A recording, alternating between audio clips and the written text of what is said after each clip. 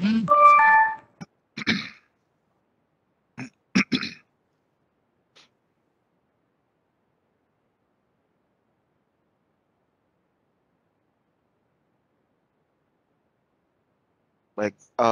selamat pagi adik-adik mahasiswa. Selamat pagi, Selamat Bapak. pagi, Pak. Iya, tadi masih ada yang di lobi.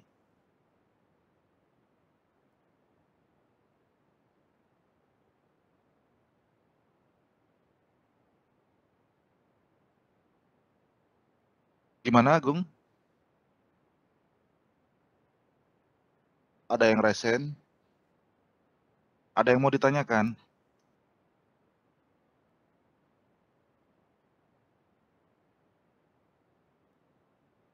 Tidak ya?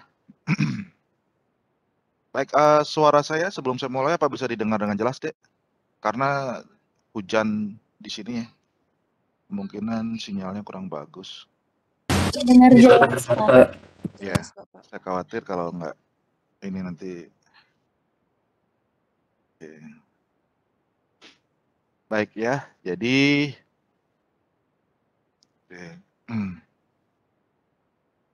pada kesempatan pagi hari ini, terus terang ya, sebetulnya tadi malam jam 10 saya dapat undangan untuk ngikutin acaranya Pak Rektor untuk groundbreaking dormitory ya, asrama mahasiswa sepertinya. Cuman ya karena bertepatan dengan jam kuliah, terus terang saja saya pikir itu kan orang banyak ya, seluruh Udayana sepertinya Koprodi dan beberapa pejabat di Udayana. Saya pikir ya kalau saya absen satu enggak kelihatan sebetulnya. Iya, saya karena ya terus terang saya harus ngajar dan saya khawatir kalau saya kan sering bolong nih, artinya banyak bukan menunda ya, artinya banyak meninggalkan kegiatan perkuliahan untuk ngikutin beberapa acara, sehingga saya harus dari hari pengganti. Terus terang itu sangat merepotkan juga. Saya khawatir nanti semakin ke depan, semakin padat kegiatannya, saya tidak bisa mencarikan hari pengganti. Dan saya milih, lebih baik saya ngisi kuliah dulu, saya selesaikan. Lagian tinggal porsi saya tinggal 1 kali pertemuan ke depan. Saya infokan juga, saya sudah tulis Jiwase, materi hari ini sudah saya bagikan. Untuk minggu depan kita akan belajar menggunakan citation manager, yaitu jadi citation manager itu ada banyak ya. Ada Citavi, ada Mendeley, ada Zotero, ada EndNote, ada reference manager itu sendiri, EndNote ya. Jadi banyak sekali software yang bisa dipergunakan untuk menulis citation atau nanti daftar pustaka seperti itu. Ya, dengan harapan ketika adik menguasai itu nanti kita tidak perlu repot-repot lagi mengecek apakah daftar pustakanya itu sudah sesuai belum, artinya dari sisi jumlah, terus dari sisi sudah dimasukkan ke citasi dalam makalah, sudah sesuai belum dengan apa yang dicantumkan di dalam daftar pustaka seperti itu. Nah, kemungkinan kan pasti ada revisi, ada bagian yang di-delete. Nah, supaya tidak terlewat, ya kita dengan bantuan software itu bisa mengelola itu dengan baik. Ya, lagian juga bisa kami bisa sebagai tim penguji nantinya bisa melihat apakah betul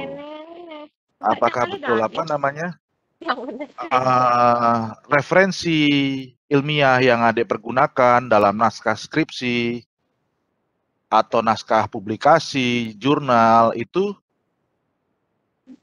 betul tidak gitu loh. Artinya bisa dipertanggungjawabkan hanya dengan mengklik pada bagian nama si penulis jurnal, itu linknya bisa tersambungkan, ya, bisa tersambungkan, sehingga bisa menghindari apa yang namanya fake citation, ya. Mungkin di beberapa jurnal internasional bereputasi juga masih belum yang mengecek, tapi yang biasanya berindeks kuartil 1 itu sudah mulai mengecek apa yang atau menghindari apa yang namanya fake citation. Fake citation itu ibarat sebenarnya adik tidak mencitasi, si penulis tidak mencitasi, hanya ingin menyantumkan saja daftar pustaka supaya terkesan banyak. Apalagi karya tulis ilmiah berupa review seperti itu, ya. Memang kalau review artikel yang paling sederhana adalah melihat jumlah artikel yang direview. Kalau ada yang membuat publikasi berupa review artikel, memang tidak ada batasan berapa minimal jumlah artikel yang harus dicantumkan dalam jurnal publikasi berupa review artikel, ya. Tetapi alangkah yang namanya review itu kan ya namanya kita harus melihat mengkaji banyak pemikiran yang dituangkan dalam jurnal. Nah, kalau sedikit ya belum bisa dikatakan review, ya. Memang biasanya kalau jurnal original artikel itu kurang lebih ya 30, 25 itu ideal. Memang ada yang lebih kurang tidak apa-apa. Tapi kalau review sebaiknya di atas itu, di atas 30 gitu ya. Oke. Karena kan adik menarik kesimpulan dari berbagai macam pemikiran penulis, kemudian adik mensintesis, memformulasi sesuai dengan pemikiran adik. Gitu. Ya. Baik, itu sekedar informasi. Jadi ke depan, minggu depan adik diminta mendownload Mendeley, sudah semua kan? Dan juga diminta untuk menyiapkan linknya, link referensinya. Nah, nanti bagaimana cara, atau ada yang sudah biasa menggunakan Mendeley? Belum? Belum, Bapak. Ya, atau jadi nanti linknya, link referensi jurnalnya. Kalau memang jurnalnya tidak bisa di-download, disiapkan aja linknya. Kemudian kalau bisa di-download aja, disimpan di dalam file. Jadi kita bisa menarik referensi atau citasi itu dari langsung pada laman jurnalnya, atau bisa dari folder atau file yang sudah adik simpan di dalam komputer. Nah, kita juga akan belajar lagi nanti untuk merubah template daripada bibliografinya atau daftar pustakanya. Ya. Memang selama ini kalau di skripsi Farmasi Udayana menggunakan Harvard ya. Nah, Harvard itu ada banyak sebetulnya. Nah, Harvard yang mana? Apakah sesuai tidak Harvard yang ada di dalam istilahnya di dalam library di Mendeley itu ada yang sesuai tidak dengan yang sudah dituliskan di dalam buku petunjuk penulisan skripsi atau tugas akhir. Tapi kayaknya sih ada, karena tidak membuat format sendiri. Kalau buat format sendiri, sebetulnya bisa, cuman saya tidak paham bahasa pemrograman. Cuman yang paling mudah adalah kita mengadop template yang sudah ada, kemudian kita melakukan modifikasi di sana. Nah, itu di dalam Mendeley diberikan istilahnya semacam slot ya, slot atau tool namanya CSL Editor. Nah, itu bisa kita melakukan modifikasi dan kita simpan template-nya di dalam komputer kita. Jadi suatu saat kita bisa panggil jurnal apa, template-nya berubah lagi. Nah, itu kalau dengan Mendeley atau reference manager lainnya, ada bisa dengan mudah men-switch itu, tidak merubah secara manual lagi. Nah, itu salah satu keunggulannya. Kan tidak mesti selalu diterima. Ya, kalau kita istilahnya mensubmit sebuah karya ilmiah ke dalam jurnal tertentu. Ya.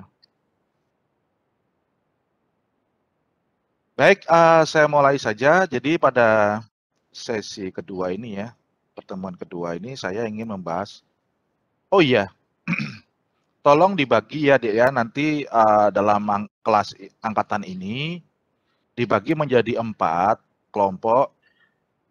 di mana pembagian 4 kelompok itu berdasarkan satu teknologi, biologi, analisis, dan klinik ya. Jadi dibagi 4 nanti. Nah, di mana masing-masing kelompok ini harus membuat apa namanya rancangan penelitian. Rancangan penelitian yang nanti di 4 pertemuan terakhir itu dipresentasikan seakan-akan adik seperti ujian proposal, ya. Seakan-akan seperti ujian proposal, adik belajar di sana, berlatih di sana, ya, di akhir 4 pertemuan terakhir, di akhir materi ya, seperti itu. Nanti itu menjadi bagian penilaian. Nah, apakah ada ujian akhir? Nah, kita belum bisa putuskan apakah cukup dengan exit examnya sebuah proposal atau contoh proposal, sehingga itu kemudian ada pertahankan, itu menjadi penilaian tugas akhir. Nanti kita diskusikan dengan dosen lainnya lebih lanjut. Dipersiapkan saja, ya. Jadi pembuatan proposalnya setidaknya itu merepresentasikan nanti pembuatan rancangan penelitian itu setidaknya merepresentasikan tugas akhir adik nanti. Syukur-syukur itu bisa dipergunakan sebagai proposal untuk pengajuan PKM RE. Kan kalian sudah mengajukan PKM RE belum kan? Ya, jadi semester depan kalian boleh mengajukan PKM RE. Di situ ada bekal. Ada bekal untuk membuat draft proposal dengan baik dan benar. Ya. Itu tujuannya. Baru nanti proposal PKM itu bisa diusulkan menjadi tugas akhir. Jadi bekal sebagai landasan ya, fondasi ya untuk ke arah sana. Baik, kita masuk ke topik kedua yaitu kajian teori dan hipotesis. Nah, mungkin adik-adik sudah paham ya, artinya sudah mengerti terkait dengan hal kajian teori, tinjauan pustaka, apalagi ya. Kalau di format kita tidak ada hipotesis ya, tidak ada hipotesis, tetapi nanti tidak menutup kemungkinan adik akan diminta untuk bagaimana sih atau apa sih hipotesis dari penelitian kamu, gitu. Kalau di format buku petunjuk penulisan skripsi kan tidak ada hipotesis ya, kalau nggak salah, dan juga tidak ada kerangka berpikir. Kajian teori terus apa ya? Bab ketiga metode, gitu. Ya. Tapi di sini kita coba belajar bagaimana sih menyusun sebuah kajian teori atau tinjauan pustaka.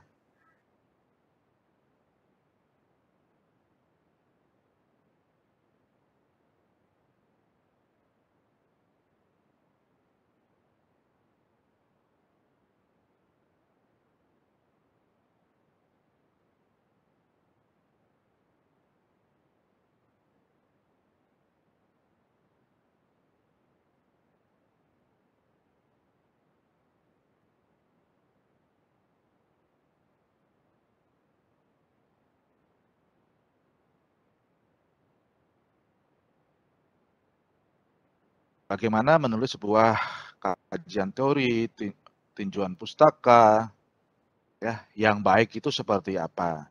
Jangan semata-mata menulis kajian teori itu untuk mempertebal skripsi, ya. Jadi adik menginput segala sesuatu yang tidak terkait dalam pembahasan nanti, ya. Jadi demi kesannya mengejar tebalnya skripsi, itu nanti ada memasukkan informasi-informasi yang berlebihan, dan itu tidak menjadi bahan dalam pembahasan, ya. Jadi kalau nanti adik menulis pembahasan, itu ada kajian teori yang diinput di sana. Oh, teorinya bagaimana? Terus sintesisnya, adik melakukan sintesis, ya, proses analisa di situ, sehingga adik bisa menarik kesimpulan bahwa berdasarkan data nanti bisa membahas itu dalam kolom pembahasan, kemudian bisa menarik kesimpulan. Diuraikan dalam pembahasan, kemudian ditarik dalam kesimpulan. Ya.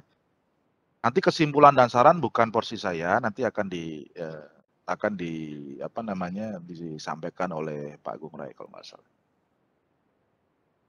Kan sekarang sering sekali itu, dan saya senang sekali mencoret-coret sesuatu yang tidak berguna seperti itu. Ini yang diomongkan apa, kajian teorinya apa, tujuan pustakanya apa. Yang dicari rumusan masalahnya apa, tujuan pustakanya apa. Jadi bisa ditarik garis besar, secara sederhana nih ya, konsep sederhana, kajian teori itu berisi tentang apa? Silakan.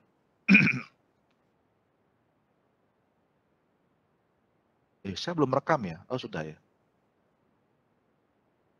Berisi tentang apa?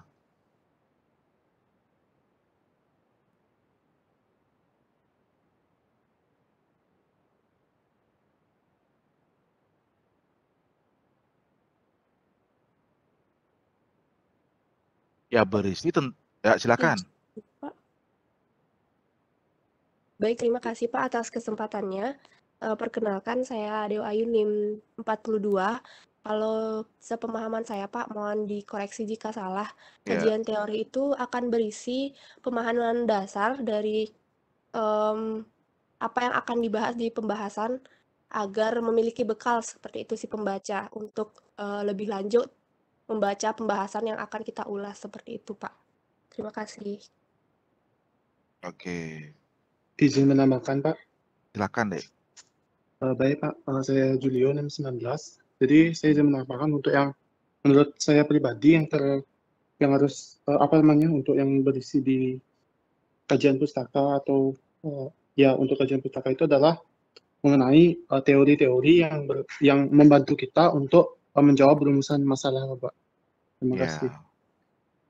Secara sederhana, kajian teori itu berisi tentang teori-teori yang nantinya dipergunakan untuk menjawab rumusan masalah. Ya. Jawab rumusan masalah. Nah, namanya teori-teori ya berarti kita harus mengambil dari berbagai macam referensi. Ya.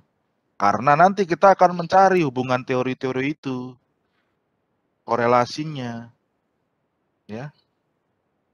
Nah, nanti kita kemudian sudah tahu, kita melakukan analisa, kita bisa menyusun sebuah hipotesis. Ya, hipotesis. Apa itu hipotesis? Jawaban sementara. Ya. Kalau kajian teori itu berisi tentang teori-teori atau referensi-referensi ilmiah yang nantinya yang bisa dipergunakan sebagai dasar untuk menjawab rumusan masalah, hipotesis adalah jawaban sementaranya. Nah, mungkin nanti tidak akan banyak ya bagaimana cara menilai sebuah hipotesis. Itu kan adik-adik sudah belajar statistika farmasi. Betul tidak? Sudah belajar statistika farmasi terkait dengan satu arah, dua arah, sudah kan? Bagaimana membuat hipotesis? Misalnya mereview aja. Tuh. Ya, jadi nanti tidak akan proses perhitungan statistikanya bagaimana. Saya tidak akan membahas secara detail tentang itu. Oke.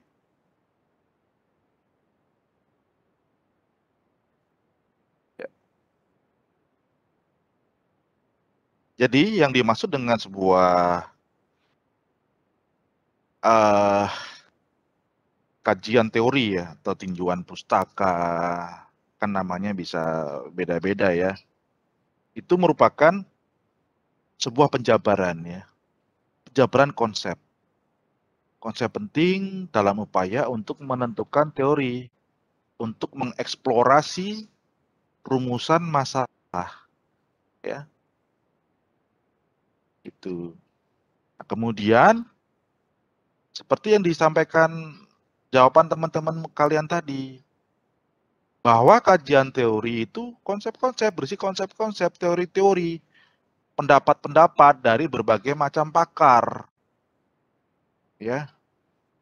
di mana teori, pendapat, konsep dari berbagai macam pakar itu kita gunakan, kita eksplorasi, ya,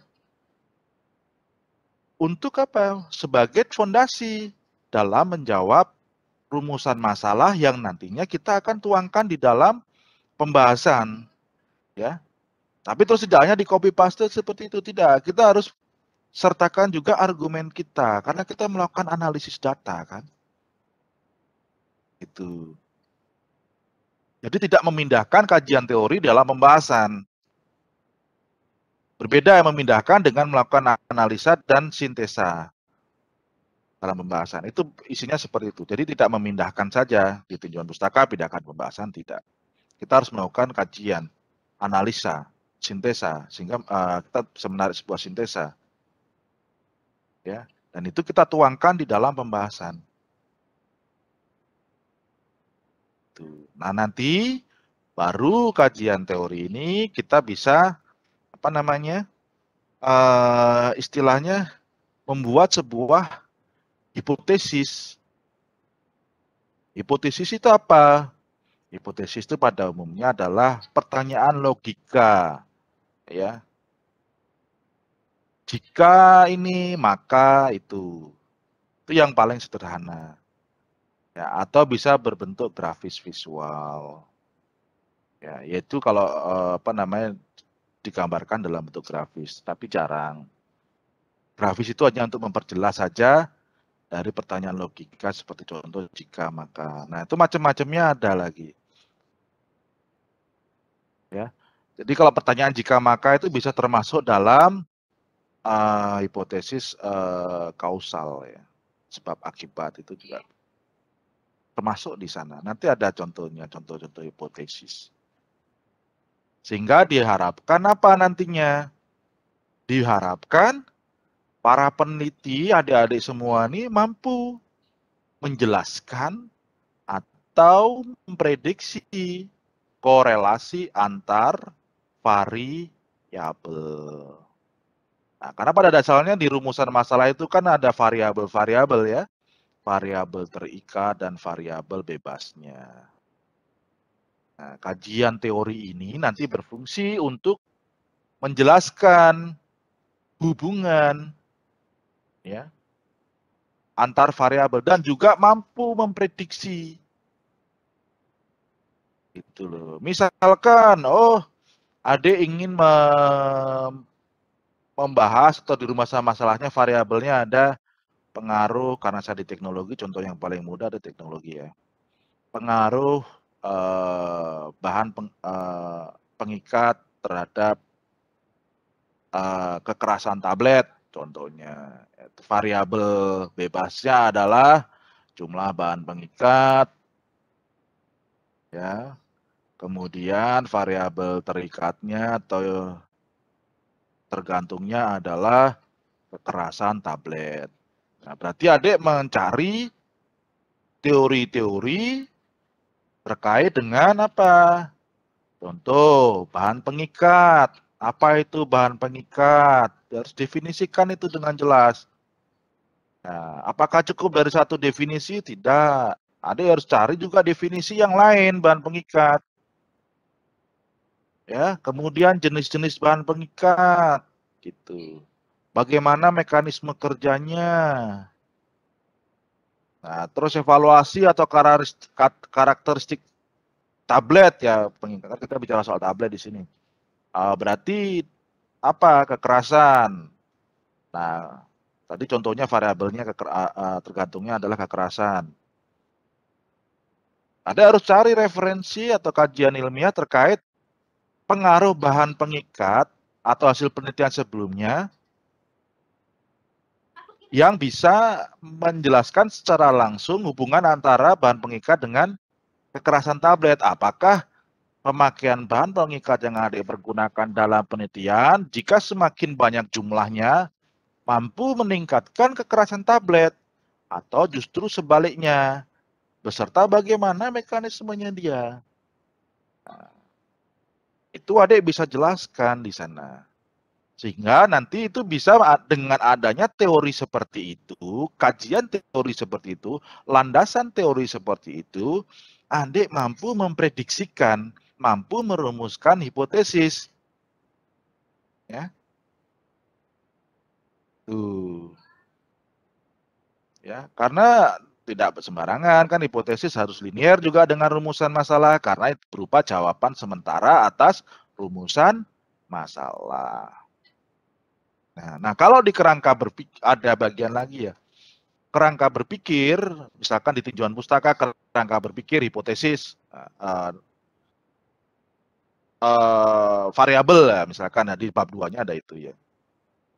Nah, kalau itu adik bisa merangkum lagi dari tinjauan pustaka menjadi sebuah narasi ya, kerangka berpikir di situ lebih gamblang lagi, lebih dijelaskan lagi, lebih mengerucut lagi tentang jawaban teori-teori terkait dengan jawaban sementara atas rumusan masalah. Tetapi kan kita tidak menggunakan model seperti itu ya, tinjauan pustaka saja dan variabel penelitian kalau nggak salah. Ya, jadi nggak usah lah, ya. Malah nanti bingung. Tetapi ada beberapa universitas itu memasukkan bagian itu.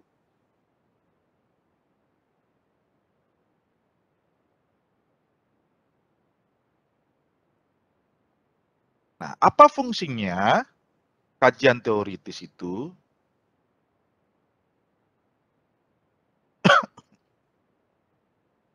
Nah, bagi penelitian-penelitian kualitatif ya,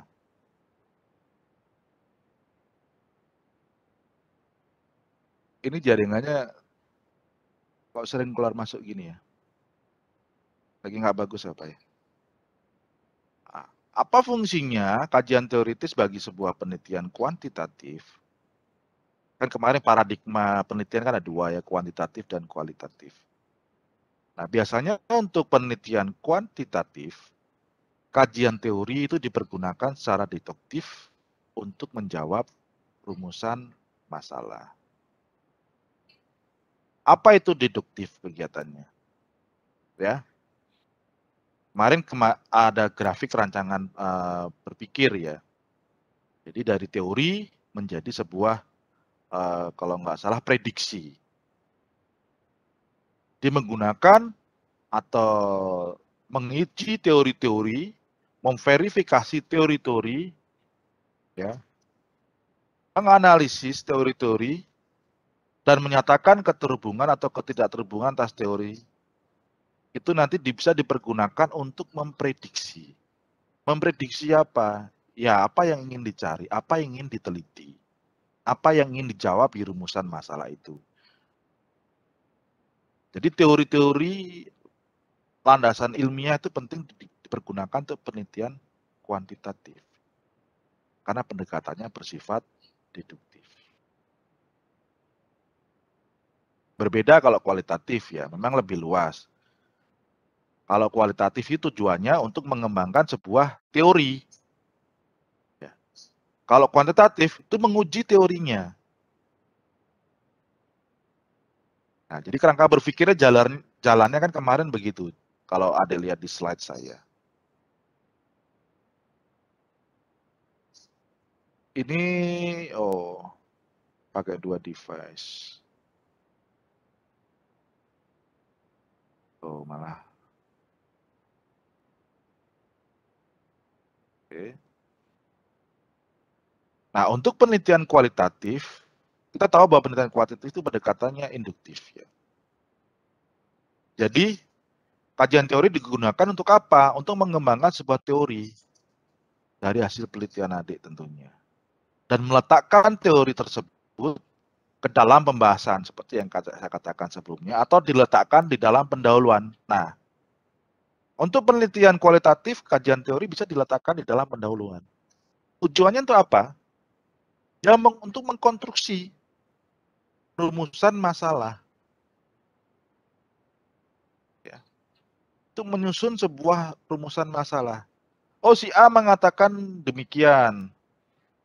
Bahwa peningkatan, bahwa kandungan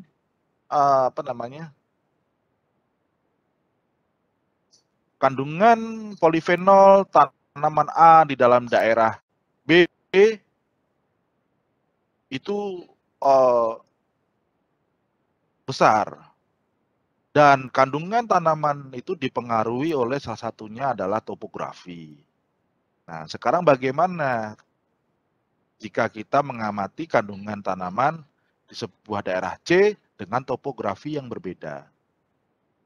Nah, itu berarti kan Aceh harus mencari dulu kajian teori terkait pengaruh topografi terhadap metabolit sekunder atau kandungan metabolit di sebuah tanaman, kan gitu. Nah, itu adik pergunakan sebagai atau untuk mengkonstruksi nanti rumusan masalah.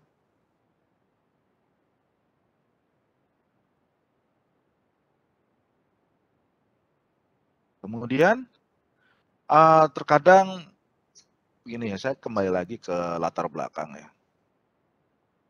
Terkadang mahasiswa memang Pak S1 itu tidak ini ya, tidak diwajibkan untuk mencari sebuah novelty ya, tingkat kebaruan. Ya. Tetapi tidak secara langsung ya, adik itu harus mengemukakan kira-kira apa sih urgensinya. Adik ingin meneliti ini. Alasannya itu apa? Memang secara umum harus ada novelty, kebaruan dari sebuah penelitian. Tapi karena S1 kan tidak harus seperti itu, ada bagus. Nah, bagaimana cara menulis itu? Ya, menulis istilahnya menyatakan sebuah urgensi penelitian, alasan penelitian mengapa kita melakukan penelitian tersebut, itu salah satu trik yang paling sederhana ya, yaitu adalah mendowngrade-kan penelitian sebelumnya, dan itu harus dicantumkan dalam alinea terakhir sebuah paragraf dari latar belakang. Kajian-kajian teori, nah berdasarkan beberapa penelitian atau berdasarkan uraian di atas, beberapa penelitian tersebut menghasilkan kadar obat sekian, sekian, sekian. Oleh karena itu, nah ini rumusnya, oleh karena itu, however, dan apa gitu kan. Itu peneliti ingin mengembangkan sebuah metode untuk meningkatkan itu. Nah, itu harus disampaikan di dalam latar belakang, baru membuat rumusan masalah. Ya. Dan ini banyak yang lupa, tidak hanya mahasiswa, dosen pun dalam kompetisi hibah pun masih banyak lupa dan banyak dikritik oleh reviewer. Ya, rekan-rekan saya dari fakultas atau prodi lain kemarin banyak dikritik. Bagaimana menulis latar belakang yang baik.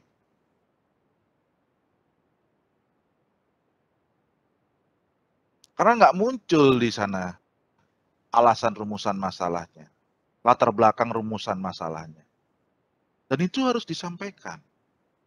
Walaupun dipresentasikan, tetapi ya yang kita nilai itu adalah isi pikiran kalian yang dituangkan dalam sebuah tulisan. Tulisannya kita lihat. Ya. Walaupun nanti dikoreksi, ditambahkan secara lisan, ya kan nilai sudah masuk.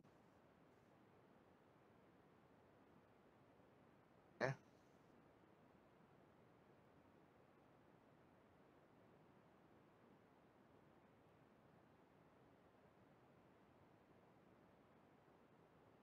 Ini sebetulnya apa namanya definisi-definisi ya, definisi-definisi terkait dengan sebuah kajian teori.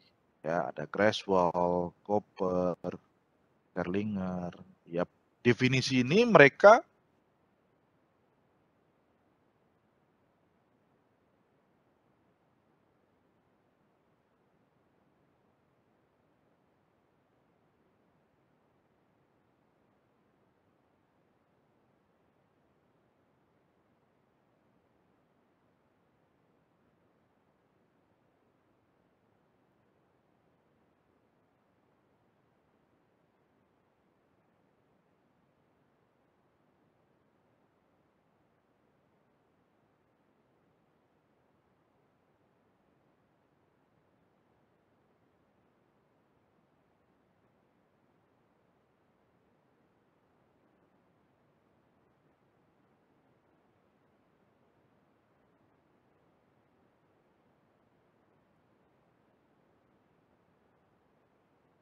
penjelasan di belakangnya hampir sama semua.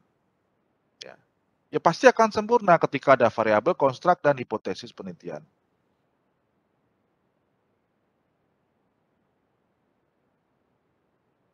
Apa muatan dari kajian teori itu? Muatannya berupa perspektif teori-teori, pandangan teori-teori dari berbagai macam peneliti. Dan itu dipergunakan sebagai panduan. Ya. Contoh misalkan untuk meneliti gender, kelas, ras, isu-isu terkait dengan kelompok marginal. Nah ini karena orang sosial ya. Jadi dia mendeskripsikan kajian teori itu seperti itu. Nah, mungkin definisi Cooper 2008 lebih sederhana lagi. Mungkin dia orang humaniora, artinya hukum dan lain sebagainya. Jadi kajian teori sederhana, dia hanya menyatakan di situ sebagai sebuah pendapat. Pendapat di bidang ilmu yang lain itu bisa menjadi landasan teori loh. Bisa menjadi sebuah tinjauan pustaka. Itu bisa. Pendapat pakar itu bisa. Tetapi tidak lazim di dunia kita yang di farmasi. Terutama di penelitian eksperimental. Karena bias. Nah, ini perdebatan ya.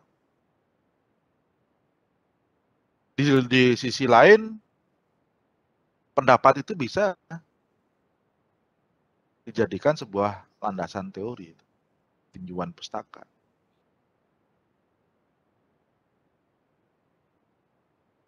Apalagi adik-adik pengen meneliti penelitian sosial, menurut pendapat apa gitu, itu bisa. Statement pernyataan seorang itu juga bisa, tapi ya kembali lagi ya, itu ya nggak lazim saja lah ya kalau kita di penelitian eksperimental. Ya. Kemudian ada Kerlinger 1973, lebih lama lagi. Jadi kajian teori itu satu set. Ya. Kumpulan sebuah konstruk atau konsep, definisi, proporsi, yang dihadirkan dalam sebuah ini apa namanya pandangan sistematis yang tersusun secara sistematis terhadap sebuah fenomena. Nah, kalau Kerlinger, menurut pendapat Kerlinger, itu ada 3 hal pokok ya, terkait dari definisinya dia tadi. Yang pertama,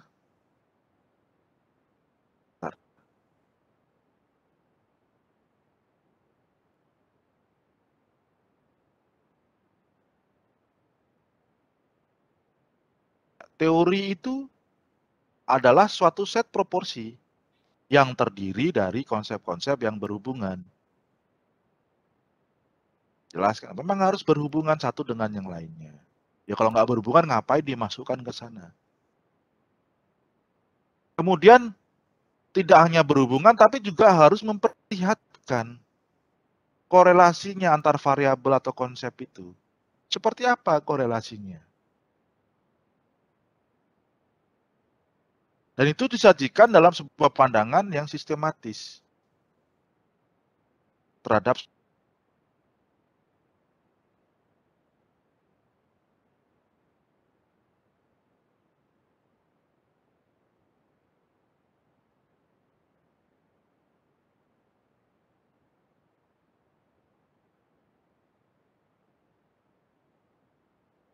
tablet itu bisa mempengaruhi kekerasan tablet. Itu harus dijelaskan.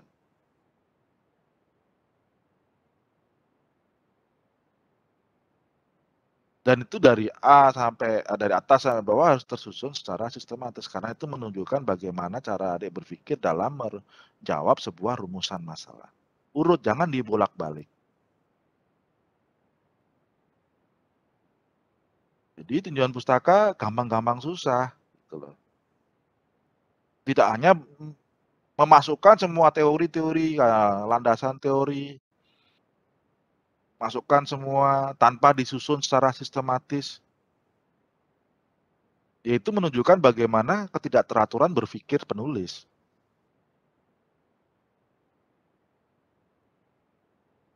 Ya, jadi menjawab itu kadang-kadang kan harus sistematis. Dimulai dari apa dulu?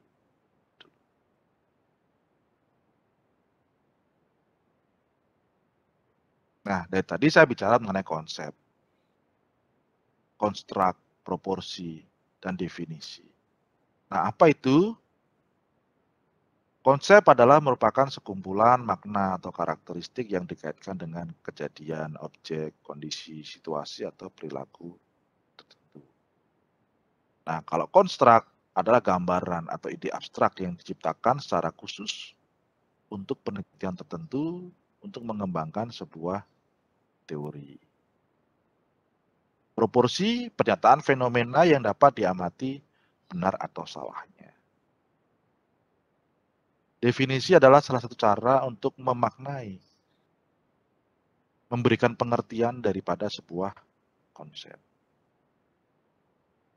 Mungkin definisi seperti ini tidak akan bermanfaat ya. Artinya yang penting bagaimana sih kita mengimplementasikan kan. Mungkin pertanyaan di benak pikiran ada seperti itu. Karena metode penelitian pada hakikatnya yang gimana ya? Ya kembali lagi definisi itu kan disimpulkan dari pemikiran orang dengan latar belakang keilmuannya dia. Apalagi terkait dengan metode penelitian seperti ini. Mungkin definisi yang konsep yang dikeluarkan oleh orang lain dengan latar belakang yang berbeda bisa berbeda. Tapi bagaimana mengimplementasikannya secara praktis, ini yang kita perlu pelajari.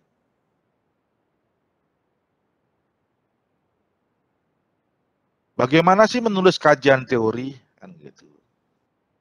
Tadi kan sudah saya banyak sampaikan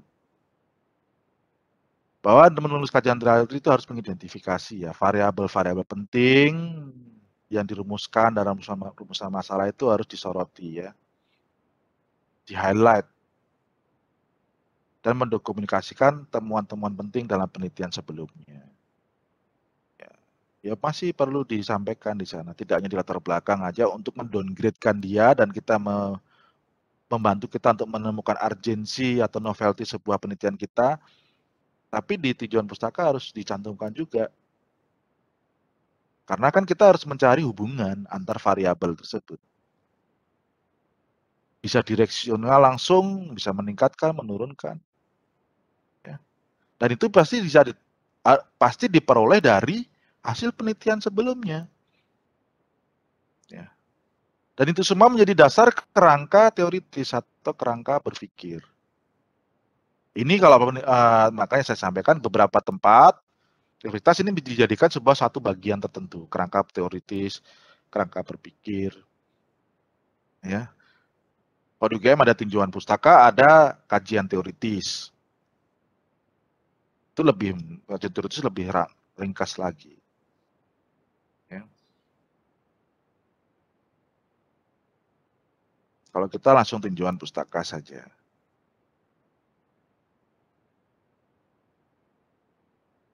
Nah. Ini salah satu diagram ya. Diagram yang bisa membantu kita ya. Membantu kita dalam menyusun sebuah kajian teori atau tinjauan pustaka, landasan teori, dan lain sebagainya. Ya. Berawal selalu dari masalah. Ya. Ya, kalau kita peneliti, masalah itu sangat penting. Karena itu membuat kita akan terus berkembang. Kalau sudah tidak masalah, ya sudah, nggak ada yang teliti, sudah berakhir, sudah semuanya. Ya. Salah satu cara buat kita berkembang, ya kita harus menemukan masalah. Menemukan masalah dan belajar menyelesaikan masalah tersebut. Sama dengan penelitian. Kita tentukan dulu variabelnya. Karena perumusan masalah itu kan isinya variabel-variabel ya. Pertanyaan-pertanyaan terhadap variabel-variabel ya, hubungan antar variabel kan gitu. Ya kita cari tahu landasan teorinya. Teori-teori terkait dengan variabel. Misalkan ada X dan Y, variabel bebas dan terikat. Ya kita cari tahu definisinya, konsepnya, faktor-faktor yang mempengaruhinya. Ya. Kita gali semua itu, masing-masing variabel. Kita bisa masukkan itu nanti dalam bab 2-nya.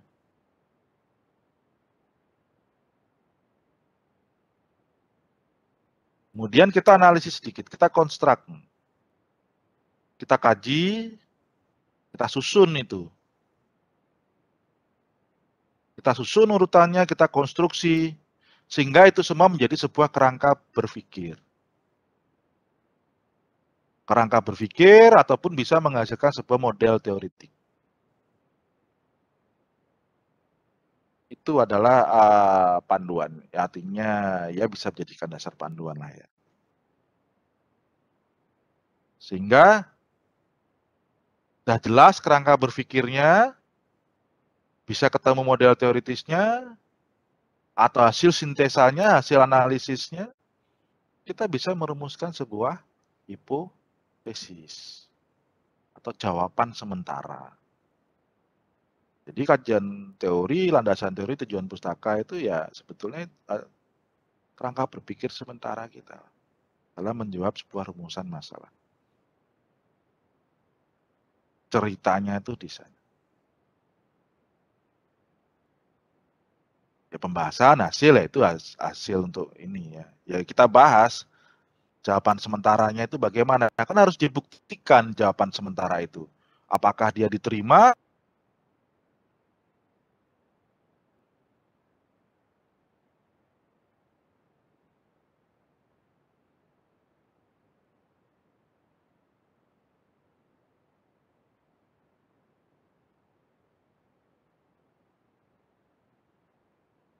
di teori.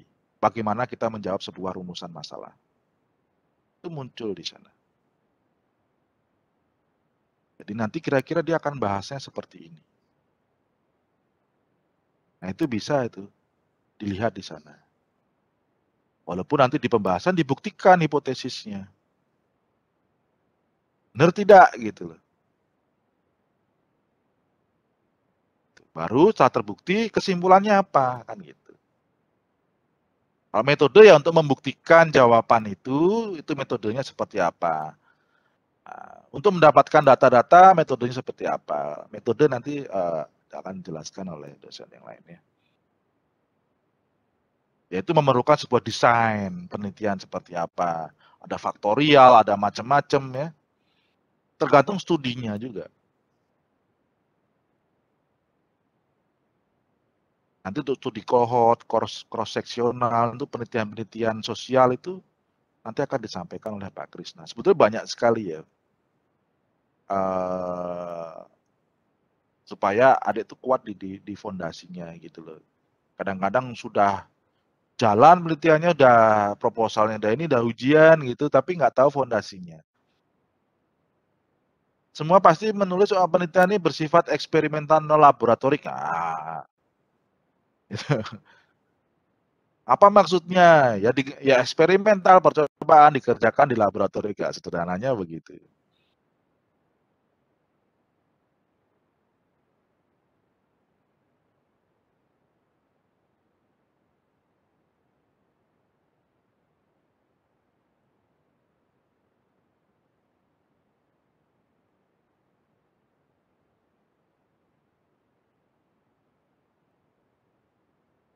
Intinya kan begitu. Tapi senangnya membuat definisi sendiri yang sederhana. Oh, non eksperimental, non laboratorik. Ya benar, tapi tidak proper gitu ya. Nanti tipe-tipenya jenisnya mungkin akan sedikit disampaikan oleh Pak Krisna ya di akhir. Nah, definisi, Cara merumuskan definisi ya tadi kan. Gimana cara merumuskan konsep teori. Ya urutannya gini, kita harus cari dulu definisinya terkait dengan variabel diamati. Kemudian kita lihat definisi dari berbagai macam pakar, kan gitu. Kemudian kita ambil intisarinya, kita lakukan resume. Ya. Kita resume, kita analisis, sehingga kita bisa membuat sebuah sintesis, kita tuliskan itu di dalam sebuah kajian teori. Itu baru definisi, merumuskan definisi. Kemudian teori, konsepnya, bagaimana merumuskan konsep. Sama langkahnya. Ambil dari beberapa referensi, ya gitu, terus kemudian kita berakhir dalam sintesa. Mengambil kesimpulan, kita tuliskan di dalam sana. Itu kan jawaban kita kan, secara teoritis. Nah, itu kita bisa gunakan sebagai landasan menulis pembahasan nantinya. Itu akan lebih bagus lagi kalau tinjauan pustakanya seperti itu. Memang biasanya hanya menulis ya umum-umum saja, tidak sampai ke sintesa. Ya nggak salah karena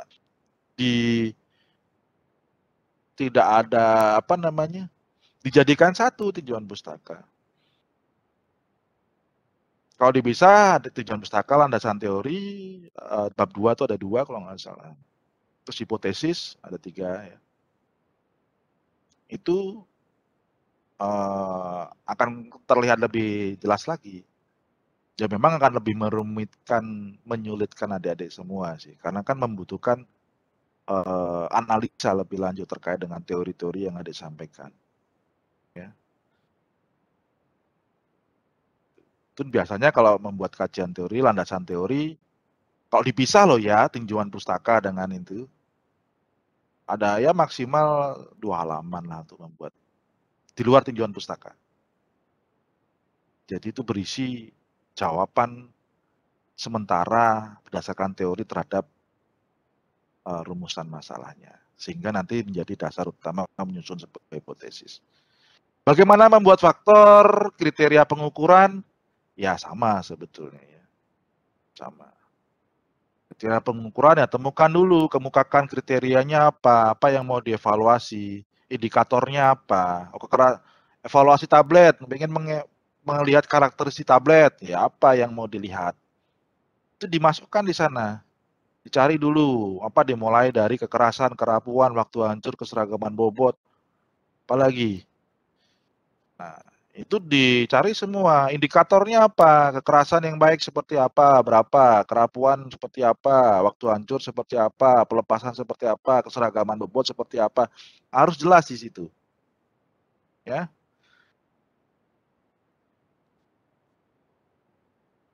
Nah, kemudian membuat sintesis. Pernyataan peneliti dalam memaknai sebuah konsep yang diambil dari berbagai macam pakar. Ini dituangkan di dalam kajian teori, landasan teori, tinjauan pustaka, kalau digabung menjadi satu boleh. Mungkin satu paragraf tertentu. Di bagian akhir boleh saja. Ya. Nah, ini contoh ya, misalkan buat kajian teori tentang misalkan tablet ya, formulasi tablet. Nah,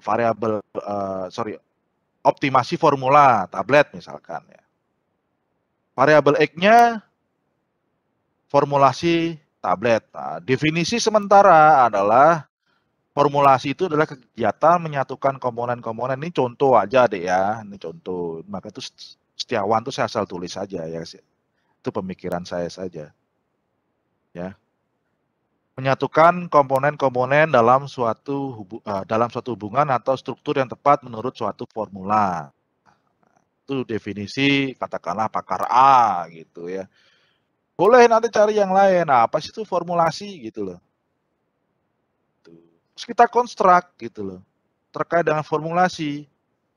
Karena komponen-komponen, nah berarti apa di dalam komponen tersebut? Apa saja yang diamati? Apa saja yang ingin digali informasi terkait dengan formulasi? Oh, bicara soal formulasi, berarti kan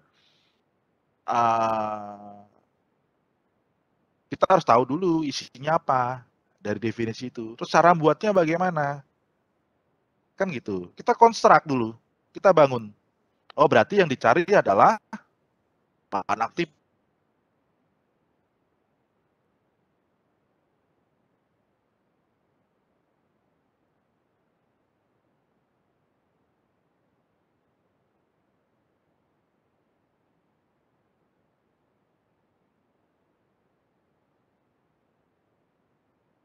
Apa lagi? Oh, bahan tambahannya apa aja sih dibuat tablet itu? Gali semua itu. Siapa yang kita pakai bahan tambahannya? Kita gali informasinya. Nah, terus bagaimana ininya apa namanya? Teknik pembuatannya, apakah dengan granulasi, kepal langsung? Nah, itu juga digali semuanya. Nah, sehingga nanti bisa dari definisi awal, terus kita punya konstruksi yang baru, kita bisa membuat sebuah sintesis. Jadi formulasi tablet adalah suatu kegiatan yang menyatukan komponen-komponen seperti bahan aktif A, bahan tambahan, ya, yang dibuat dengan teknik granulasi ataupun kempa langsung. Itu baru satu variabel, belum dihubungkan, belum bisa kita menyusun hipotesis di sini ya. Ini baru bagaimana membuat kajian teori untuk variabel, contohnya di sini variabel yang bebasnya, variabel X. Nah, terus gimana variabel Y-nya? Karena rumusan masalahnya kita pengen mengamati formulasi dan evaluasi,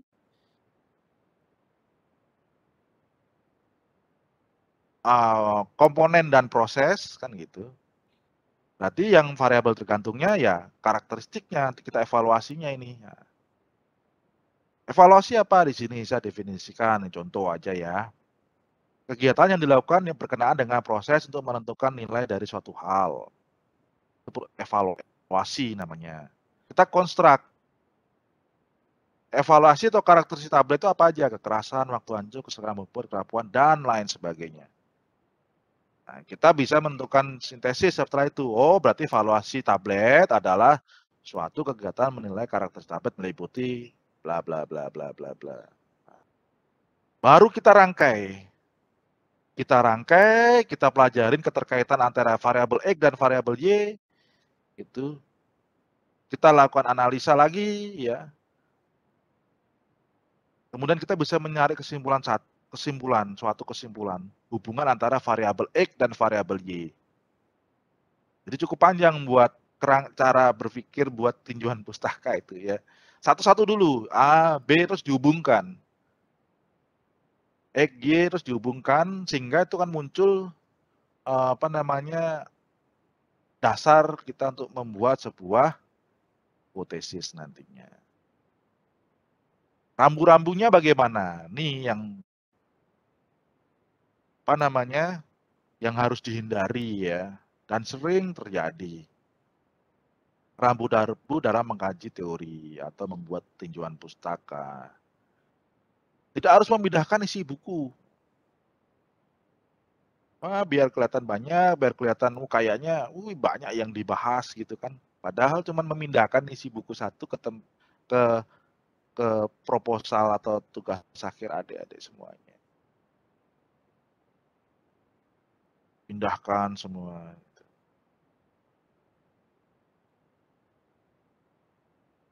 Kemudian yang kedua, nah ini seperti yang kata tadi ya, sorry, tidak menjalankan itu. Biar terkesan tebal gitu. Sebetulnya enggak perlu. Enggak perlu harus tebal-tebal itu enggak. Ya kalau memang banyak dibahas tebal boleh. Bahkan disertasi saya dengan S2 saya lebih tebal S2 saya dibanding disertasi saya. Disertasi saya sudah semakin tua ya, semakin malas nulis ya. Jadi saya berpikir lebih baik saya secara lisan saja gitu, saya sampaikan apa yang ada di pemikiran saya. Ya. Tapi jangan lupa untuk menilai sebuah hasil pemikiran seorang kan dari tulisan gitu loh. Ya karena kita harus membuat karya ilmiah kan gitu. Dibacalah tulisannya, dikomentar sama promotor. Kamu S3 gitu. cara tolong perbaiki kerangka berpikir kamu. Lebih dalam lagi dibahas dan lain sebagainya. Komentarnya seperti itu. Ya.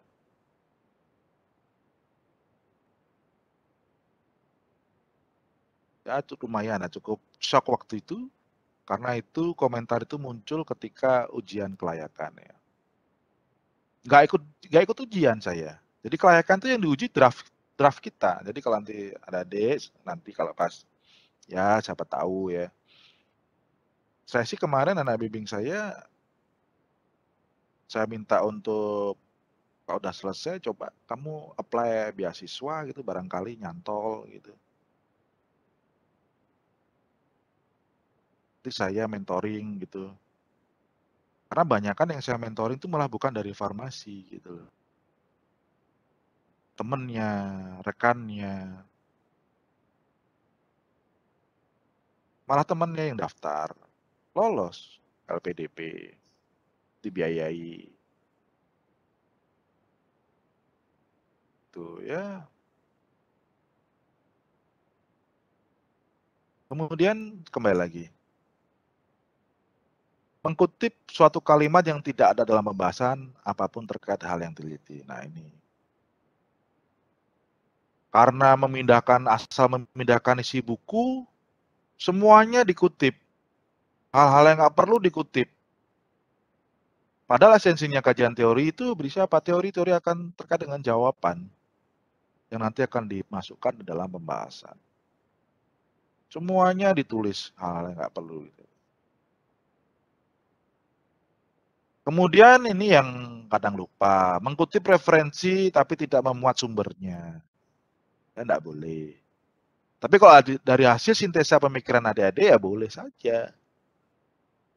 Nggak harus dimuat sumber. Tetapi ketika itu sebuah kutipan, referensi ilmiahnya harus disampaikan. Harus sampaikan. Nah ini kalau dengan Mendeley ini bisa lebih mudah, Dek. Kadang-kadang kalau yang manual kan download dulu. Ini tadi saya kutip dari mana ya? Itu lupa kadang-kadang. Sudah di-download tadi kutip dari mana? Asal dimasukkan. Nah, kalau dari Mendeley adik baca jurnalnya, ya sekilas, diklik add in-nya, insert citation, udah itu. Dan itu bisa dipertanggungjawabkan loh. Enak, tinggal diklik sumbernya saja, nanti langsung masuk ke linknya. Masuk ke filenya adik, kalau ada PDF-nya. Ini yang saya citasi. Sumbernya ini yang saya pakai. Dan saya minta semuanya nanti pakai Mendeley.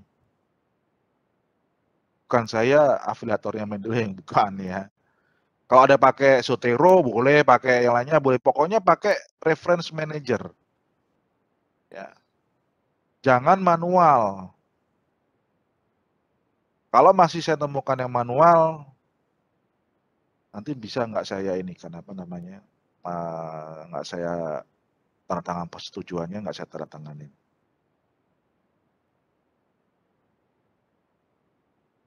Kemudian fake citation.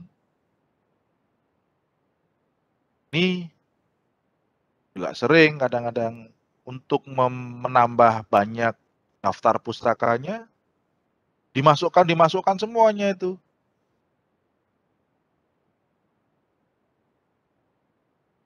Memang kadang-kadang begini ya. Ya kalau bukan saya mengunderestimate kan tidak. Kadang-kadang ada suatu pernyataan itu citasinya banyak sekali. Bisa 5 sampai 6 jurnal.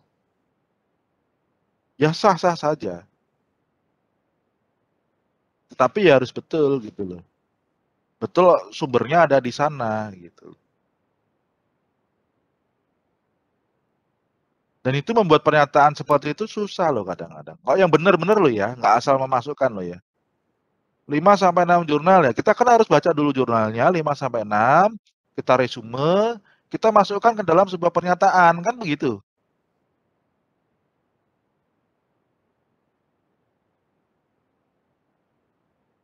Misalkan, ditemukan kandungan ekstrak daun teh adalah katekin, epigalokatekin, asam galat, kafein, galokatekin galat, bla bla bla bla bla, referensinya ini. Itu paling gampang seperti itu.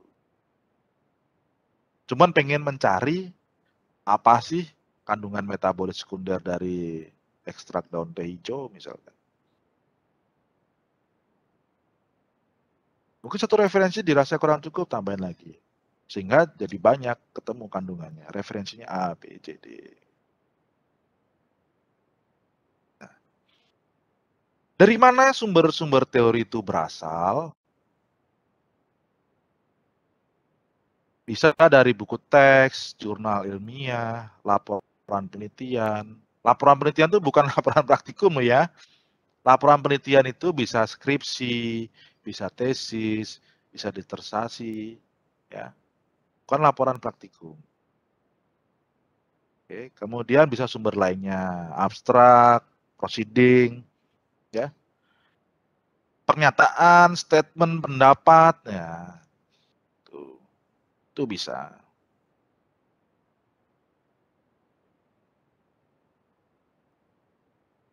Kerangka berpikir, ya, ini memang bagian bisa terpisah ataupun menjadi satu. Merupakan konseptual mengenai bagaimana hubungan di antara faktor yang telah diidentifikasikan penting terhadap masalah penelitian. Jadi di dalam bagian kerangka berpikir atau landasan teori, ini juga dipisah loh ya. Jadi bab 2 ada tinjauan pustaka, ada landasan teori atau kerangka berpikir. Itu kalau dipisah itu dia isinya lebih meruncing lagi, lebih ringkas lagi. Ya. Apa isinya? Apa yang harus dikemukakan di kerangka berpikir atau landasan teori? Itu mengemukakan bagaimana hubungan antar variabel yang didukung dengan referensi ilmiah. Dan juga menjelaskan secara gamblang perkiraannya, hubungan antar variabel tersebut. Dan harus ada indikasi apakah hubungan antar variabel tersebut negatif ataupun positif. Lebih jelas lagi di sini. Ya. Sehingga nanti hipotesisnya juga jelas. Menuliskan apakah H1P sama dengan 0 atau H1P tidak sama dengan 0, apakah H1 lebih besar P sama dengan lebih besar 0, lebih kecil dengan 0. Nah, dengan kerangka berpikir, dengan alasan teori, kita bisa lebih langsung merujuk ke sana. Bagaimana cara menulis hipotesisnya? Ya. Karena dalam kerangka berpikir muncul indikasi hubungan antara variabel tersebut, negatif atau positif. Kita buktikan nanti dengan metode penelitian, kita bahas hasil dan di pembahasan. Hasil dan pembahasan. Kalau digabung ya mungkin dibuat alinea tersendiri lah. Ya. Ini sering lupa dan bahkan jarang saya temui gitu loh ya. Karena memang ya membutuhkan pemikiran lebih. Paling gampang ya itu tadi teori saja selesai. Ya, tidak sampai mengemukakan hubungannya. Apa hubungannya?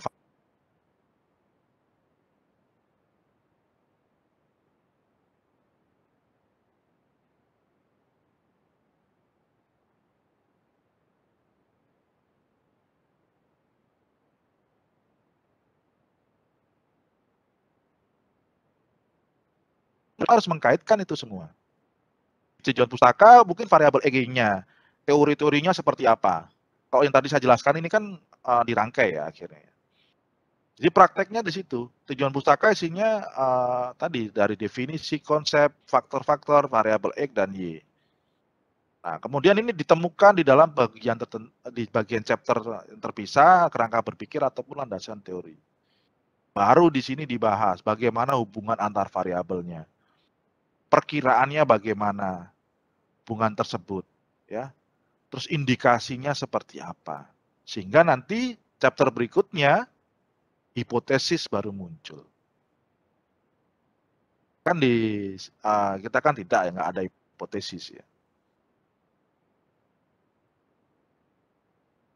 Tapi tahu nanti kalau ditanya hipotesisnya apa, nah, bagaimana cara membuat hipotesis ya. setidaknya ngerti. Gitu ya.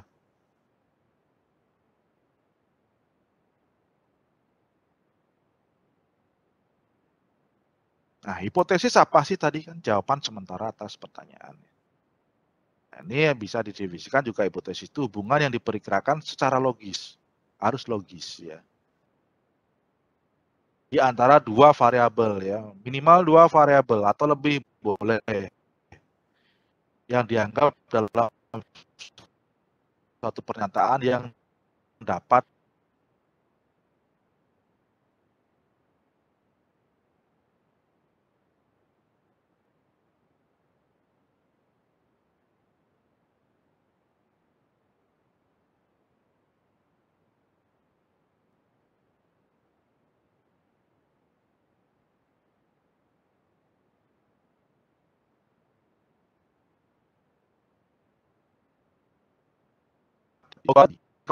masalah itu kan pertanyaan penelitian.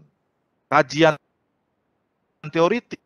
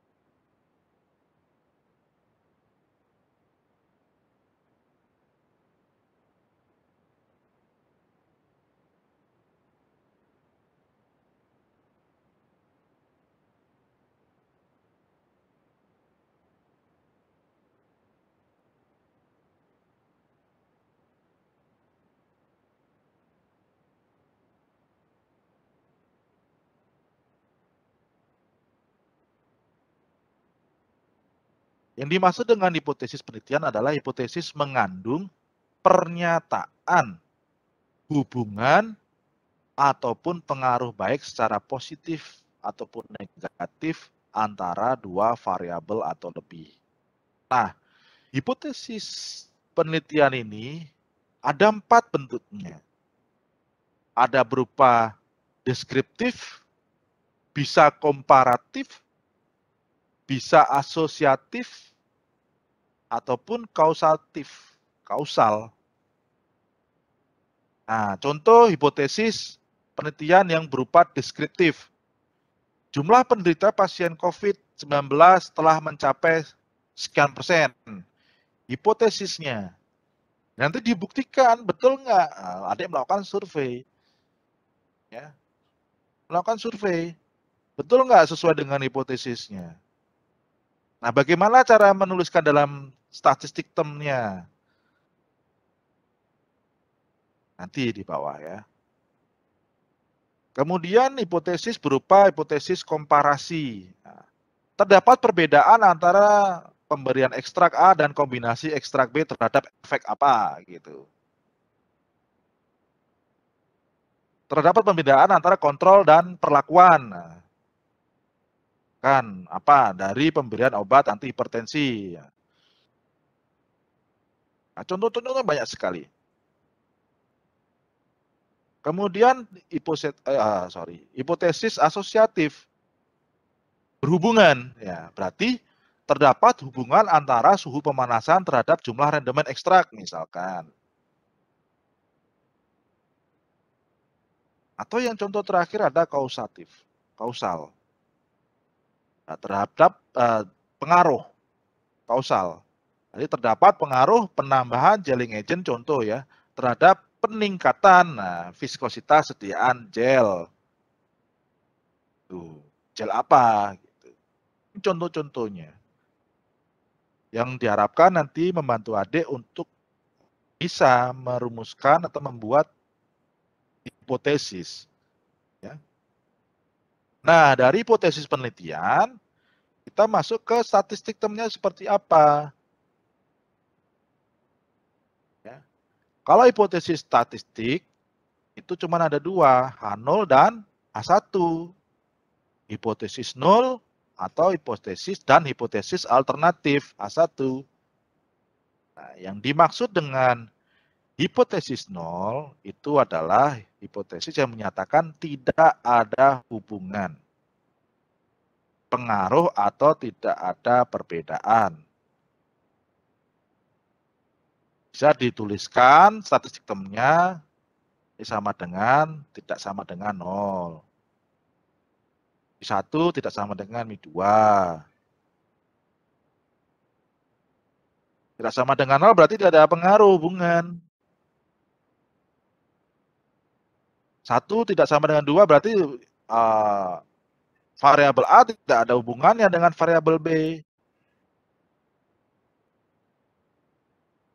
Nah, kalau hipotesis alternatif kebalikannya dari hipotesis nol, menyatakan adanya hubungan, nah, pengaruh atau ada perbedaan.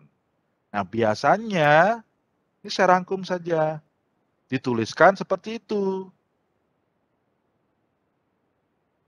I kurang dari 0 itu memiliki hubungan negatif, lebih dari 0 berarti korelasinya positif. Sama dengan 0, ada korelasi. Kalau tidak sama dengan 0, kembali jadi H0 dia. Berarti tidak ada korelasi. Oke, jadi mungkin ini sudah dibahas di statistik farmasi. Saya hanya merangkum lagi, mengingatkan lagi. Contoh misalkan 0. Bagaimana merumuskan statistik termnya, hipotesis statistik dari hipotesis pernyataan ini. H0-nya tidak ada peningkatan viskositas gel terhadap penambahan jumlah HPMC, misalkan. H1-nya terdapat peningkatan viskositas gel terhadap penambahan jumlah HPMC. Ingat, di situ H0-nya tidak ada peningkatan, berarti pengaruhnya positif. Berarti lebih besar atau lebih kecil dari 0? Lebih besar. Ya. Ditambah sama dengan. Kalau sama dengan berarti kan di situ apa? Ada peningkatan. Dalam hal ini loh ya, beda dengan sebelumnya. H1 terdapat peningkatan viskositas gel, berarti dia harus lebih besar karena korelasinya positif. Kalau penurunan ya kebalikannya lebih kecil. Nah, bagaimana merumuskan statistik termnya? Ini sepertinya adik-adik kan sudah belajar ya, supaya nanti tidak mengulang lagi. Terakhir slide dari saya. Arah pengujian hipotesis ini mungkin sudah juga ya di statistik. Jadi ke arah pengujian itu ada 3 pada dasarnya ya. Satu arah ke arah kiri, satu arah ke arah kanan, dan 2 arah. Nah, bagaimana statistik termnya itu seperti contoh ya. Ada di sini H0-nya mu sama dengan 0, mu sama dengan mu 0, kurang dari mu 0. Berarti dia arahnya negatif. Sehingga ke arah kiri. Area H0 ditolaknya diarsir yang sebelah kiri. Di sini adalah area diterimanya atau gagal tolak H0 sebelah kanannya. Berbeda yang ke arah kanan. Area yang penolakan H0 di sebelah kanannya. Diterimanya H1 atau ditolaknya H0 sebelah kirinya. Nah, kalau 2 arah ya tergantung nih statistik termnya. Ya. Kalau hipotesis statistik termnya seperti ini sama dengan 0 atau ya mu 0 tidak sama dengan mu 0, berarti area penolakan H0-nya di kanan kiri. Area diterimanya H1 di tengah atau penolakan H1 di tengah. H0 di tengah. Oke, jadi masih ada. Oh enggak, ini yang tadi.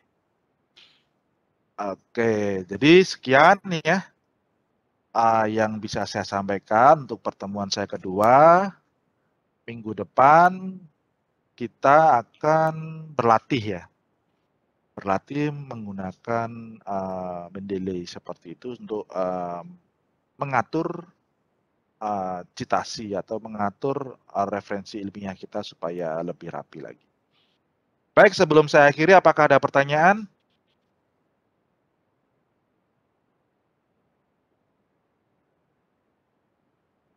Ada yang sudah mencoba mengotak-atik Mendeley?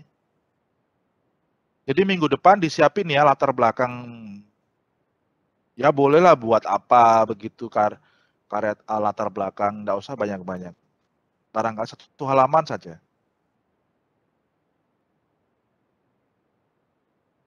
Supaya nanti kita bisa belajarnya lebih cepat, waktunya lebih cepat. Dan diharapkan sudah mendownload semua ya.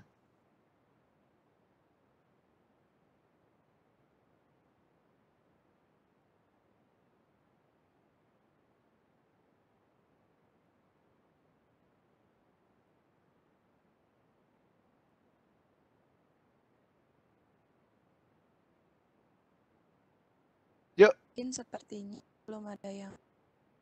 Belum ada? Baik. Oke, ya jangan lupa saya minta koordinatornya untuk membagi menjadi 4 kelompok ya. Supaya nanti itu menjadi student project kalian ya di akhir pertemuan kuliah ini. Nanti bisa dipresentasikan. Masing-masing 1 student project.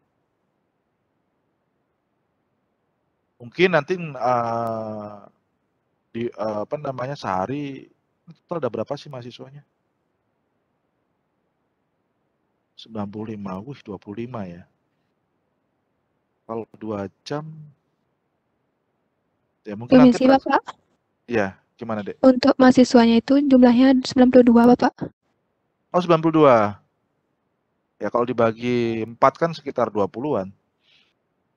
Kalau sehari, enggak, saya pengen tahu aja kira-kira nanti waktunya berapa untuk presentasi gitu loh. Supaya bisa presentasi semua gitu loh. Kan dibagi 4 kelompok dengan 1 dosen. Ya nanti harinya berbeda. Ada presentasi student project-nya ada di situ. Kalau 25 orang kan berarti banyak kan gitu. Padat sekali gitu. Kalau satu orang 10 menit kan kurang. 6 kali 2 baru cuma 12. Nanti saya atur deh gimana caranya. Tapi yang jelas semua masing-masing mahasiswa buat student project. Sebetulnya bukan untuk apa-apa, itu membantu kalian ya untuk menyusun nanti diajukan sebagai PKMRE, bisa diajukan sebagai proposal tugas akhir 1. Oke, jika tidak ada pertanyaan, terima kasih atas atensinya. Saya akhiri pertemuan kita di pagi menjelang siang ini ya. Kita jumpa lagi minggu depan ya. Untuk pertemuan terakhir dengan saya, tolong dipersiapkan tugasnya. Saya sudah deskripsikan ada di WhatsApp ya. Oke. Permisi Bapak, mohon maaf Ya. sebelumnya. Ingin memastikan Bapak, berarti untuk minggu depan itu membuat latihan untuk membuat latar belakang, terus untuk Mendeley-nya kan tidak dikumpul ya Pak ya, untuk latar belakangnya itu sebetulnya. Nggak dikumpul Dek. Jadi besok tadi siap, kan namanya berlatih, berarti harus pakai laptop ya, jangan pakai HP. Ya, pakai laptop, di situ nanti link biasanya kan ada yang menulis latar belakang, itu kan ada referensi ilmiahnya. Ya bikin esai lah gitu, 1 paragraf gitu, 1 lembar gitu, 1 halaman. Itu kan ada referensinya. Nah, supaya lebih cepat, referensi yang ada tulis itu dikumpulkan. Maksudnya bukan dikumpulkan tuh kasih ke saya, bukan. Adik simpan di dalam laptop atau linknya itu adik simpan di file tertentu atau di bookmark atau seperti apalah gimana caranya. Itu supaya nanti apa? Adik tahu bagaimana cara mencitasi secara otomatis dengan Mendeley. Itu saja. Nah, cara mencitasi bisa langsung di dalam webnya atau bisa diambil dari file yang adik sudah download, file PDF-nya. File PDF jurnalnya yang adik download, adik simpan di komputer adik. Nah, disiapkan saja. Ya, nanti bagaimana mengambil file-file ini dimasukkan ke dalam database Mendeley-nya. Ya. Kalau gratisan, Mendeley itu bisa menyimpan sampai kurang lebih 1,5-2 giga. Kalau nggak salah loh ya. Ya, kalau universitas berlangganan dapat tambahan lagi sekitar 1,5 sampai 2 giga. Itu udah banyak sekali. Saya aja pakai gratisan nggak habis itu. Ya. Itu Dek. Oh, baik Bapak, terima kasih. Ya, oke. Baik, terima kasih atas waktunya. Kita jumpa lagi minggu depan ya di topik Citation Manager. Terima kasih Dede, selamat pagi, sehat buat semuanya ya.